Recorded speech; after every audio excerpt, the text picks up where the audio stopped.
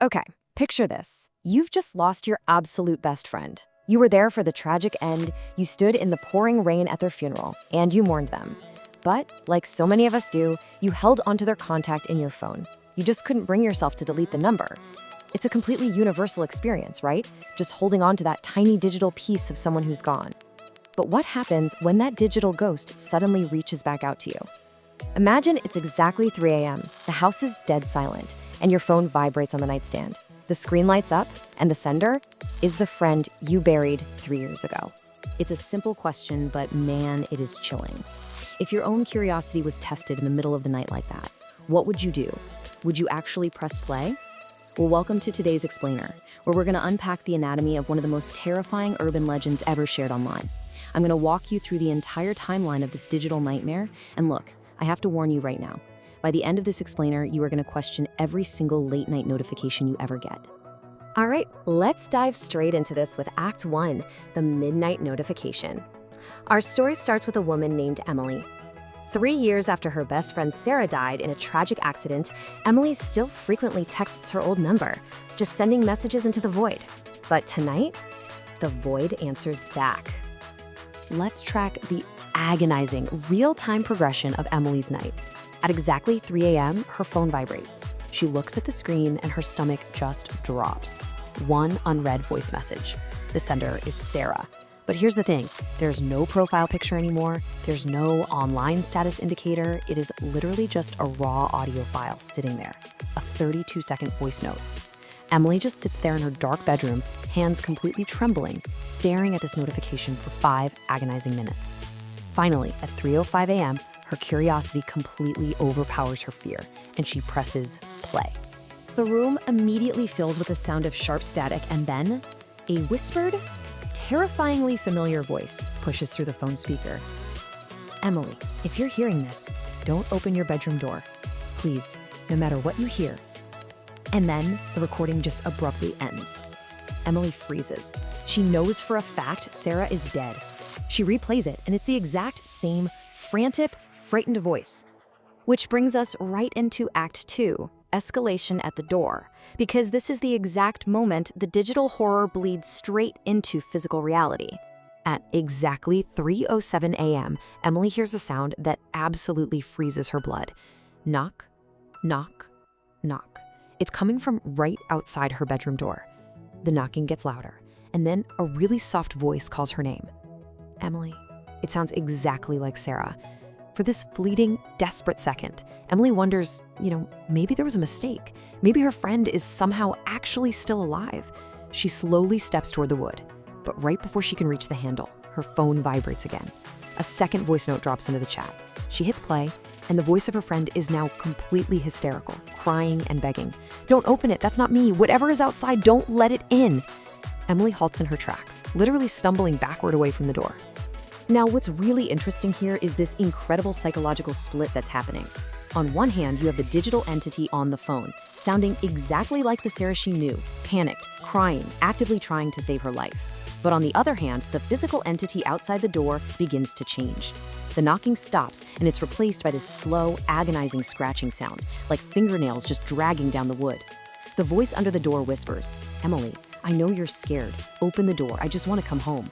But it doesn't sound like Sarah anymore. It's too deep. It's too slow. It's entirely inhuman. And that drops us right into Act 3, The Room Goes Dark. The tension here reaches an absolute breaking point when Emily's phone suddenly lights up with an incoming call from an unknown number. She answers it with shaking hands, right? All she hears is this heavy, dense static before Sarah's voice just screams through the receiver, "It knows you're alone!" And then the line goes dead. Immediately after that call, the bedroom door handle actually begins turning, slowly, persistently. The lights in Emily's bedroom start to flicker violently. She looks down at her phone, which is her only lifeline at this point, and watches the battery plummet impossibly. I mean, imagine watching your battery literally nosedive from 70% straight down to 10% in a matter of seconds. Then, the power cuts completely. The room is plunged into pitch black. The only light source left in the entire room is the harsh blue glow of her dying phone screen. Suddenly, a new text message pops up. There's no sender name attached to it at all, just one terrifying, fully capitalized sentence. Look under your bed. Emily is just paralyzed. She absolutely refuses to move. But the tormentor isn't finished. A second message arrives back to back. It's already inside. I mean, Emily's heart must have completely stopped. The entity isn't just at the door anymore. Driven by pure survival instinct and sheer terror, she slowly tilts her phone, aiming the flashlight down toward the floor, right beneath her bed frame. At first, the beam of light reveals nothing but empty space. She lets out this massive gasp of relief. But then, right in front of her eyes, a pale hand reaches up from the darkness and tightly grabs the edge of her mattress. Emily screams at the top of her lungs, scrambles to her feet, and just sprints toward her bedroom window. Right behind her, the locked bedroom door finally bursts open with a deafening crash. Emily turns back for one split second. Standing right there in her doorway is a figure wearing Sarah's face, but the smile is stretched unnaturally wide, like far beyond the limits of human bone structure, and its eyes are completely, bottomlessly black. It stares directly at her and whispers, "You opened the messages. Now you belong to me." Without another thought, Emily throws herself out of the first floor window into the night to escape. This brings us to our final chapter, Act 4, The Final Disappearance. The next morning brings survival, sure, but the aftermath leaves behind way more impossible questions than answers. So, the sun comes up. Neighbors actually find Emily unconscious in the grass outside her apartment. She survives the fall, but when the police conduct a thorough sweep of her home, there are zero signs of forced entry. No strange footprints, no unfamiliar fingerprints anywhere. And the most unsettling detail of the whole thing? Emily's smartphone, the device containing literally all the physical proof of her nightmare, has completely vanished without a single trace. So Emily takes some incredibly logical, desperate steps to survive and reclaim her sanity. Her plan is super straightforward. Step 1, move to an entirely new city, putting miles between her and that apartment. Step 2, completely change her phone number to erase her old digital footprint. And step 3, just attempt to start a fresh new life. And for months, it actually works. Everything seems completely normal.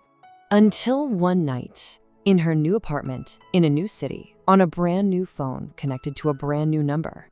The digital clock hits exactly 3 a.m. Her phone vibrates on the nightstand. She picks it up to see a notification from an unknown sender. It's one voice message, exactly 32 seconds long. Emily just stares at the screen. But this time, she's learned her lesson. She absolutely refuses to press play. But here's the kicker. Her refusal didn't save her. According to the legend, the very next morning, her new neighbors reported hearing bizarre noises outside Emily's apartment door all night long. They described relentless knocking, soft whispering, and a voice continually calling out her name. And Emily, she was never seen again. Just gone. So, what are we supposed to take away from this explainer? Well, it's really a shift in how we view these devices we hold in our hands every single day. We tend to think of our smartphones as tools that just connect us to the people we love, to the living. But this legend asks a much darker question. What if these constant digital connections act as a doorway? What if sometimes they connect us to something else entirely? The warning is pretty clear. If your screen lights up in the dead of night with a voice note from someone who passed away long ago, do yourself a massive favor. Do not press play. I want to leave you with this one final thought to chew on. If you were in Emily's shoes, right, staring at a 10% battery in a pitch black room, hearing the voice of a dead friend begging for help from the hallway, would you have opened the bedroom door? It's a seriously terrifying concept to consider the next time you're scrolling alone in the dark. Thank you so much for joining me on this exploration.